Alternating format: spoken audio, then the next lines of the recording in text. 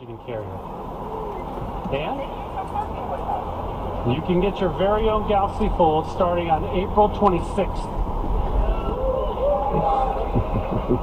That was Samsung's Justin Dennison revealing the starting price of Samsung's Galaxy Fold earlier this week. I don't know whether that was a slightly stunned silence in the hall. There was certainly some sucking in of breath between teeth, wasn't there? I was there. There certainly was. Now, this was the highlight of Samsung's big annual smartphone launch event, usually held in Barcelona during Mobile World Congress. That starts on Sunday. This time, though, Samsung got ahead of the game with a launch in San Francisco, which was beamed direct to London, which is where our special guest Kate Bevan saw it. Our reporter Dave Lee, our man in California, Dave Lee, was at the Californian event. Hi, Dave. Morning, Roy. Now, you were there. We heard that sound, which sounded like people sucking through their teeth or exhaling. Or tell us how was it received, that prize, first of all?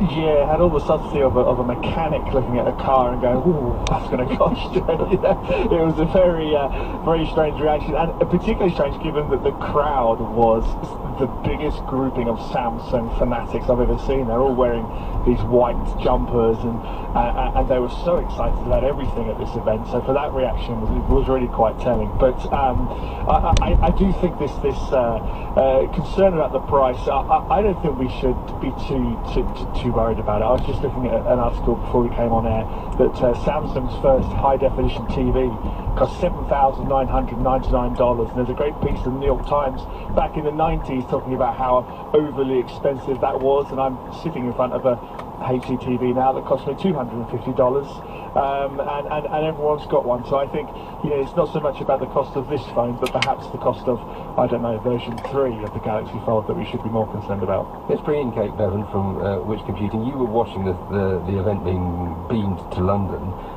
Was there a similar reaction there, or do you think that price stands up?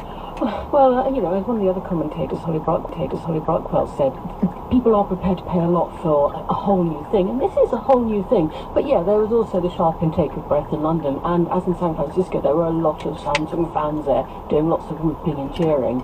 So yeah, we'll see how the price comes down as they roll out further iterations of it, if indeed they do roll out further iterations of it. Dave, tell us a bit more about the technology. What is Samsung actually offering here?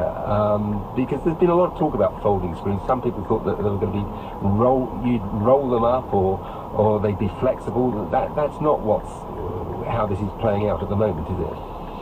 Well, what I think is most impressive about what Samsung has managed to do is that of the competing folding devices, particularly the ones we've seen from China, most of them fold around the outside of the device, so you sort of curl it round back on itself.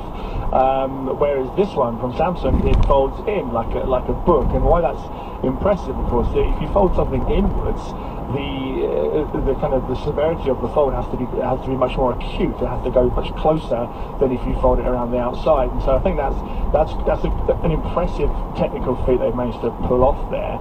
And also, I mean, when we saw it demonstrated on stage, and of course we haven't had a chance to try this ourselves yet, so it's quite hard to just fully take their word from it. But the live demo they did have, where someone was looking at Google Maps on the front screen of the phone, which is there's an extra screen on the front of the device when it's folded up, and then they opened it up, and then they got a fuller picture of the same piece of software inside.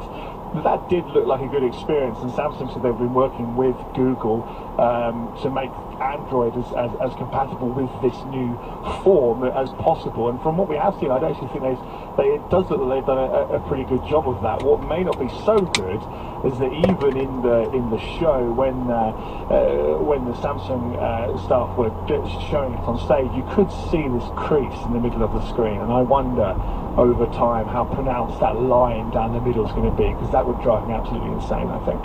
Kate Bevan, surely the bigger question is whether this whole category, somebody will execute it perfectly. It might be Samsung, it might be somebody else. We've got Huawei launching one next week. But whether there is a big market for this. Well, it's interesting, isn't it? Because Android tablets and tablets in general have really rather fallen off a cliff over the past few years. iPad is really the only major player still in that space, and I don't think they ship that many of them. I'm quite a fan of tablets, actually. I use a tablet a bit at home, and I like having one. So I wonder if there's a place for a resurgent tablet. That said, at that price point, I'm not sure that's where it's going to be.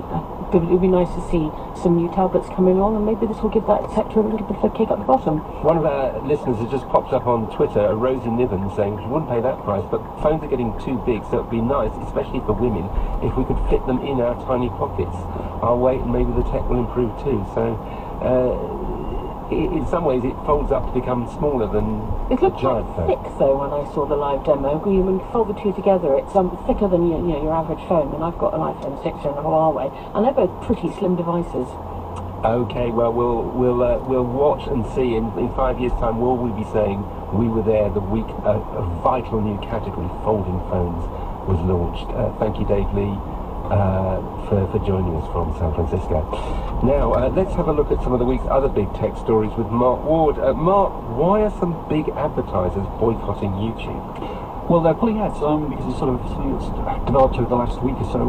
It's been discovered that paedophiles are leaving predatory and offensive comments on some very otherwise innocent videos of children.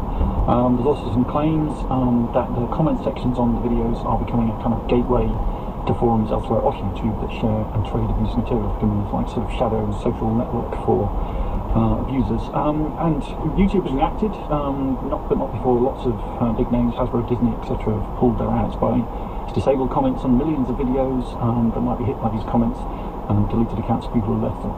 Kate Bevan, YouTube in some ways has been the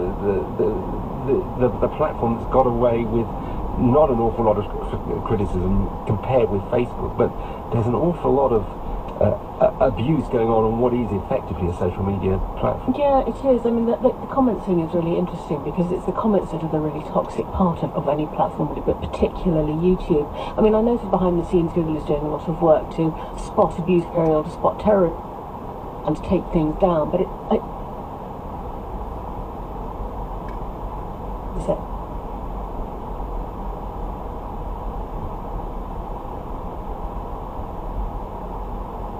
BMW to transform what they call urban mobility. Is this all about taking on Uber? I think Uber to its logical. So I guess that's those two car companies wanting their cars to be the ones that people use. They're spending €1 billion in this joint venture to reduce driverless cars, ride-hailing services, and parking services.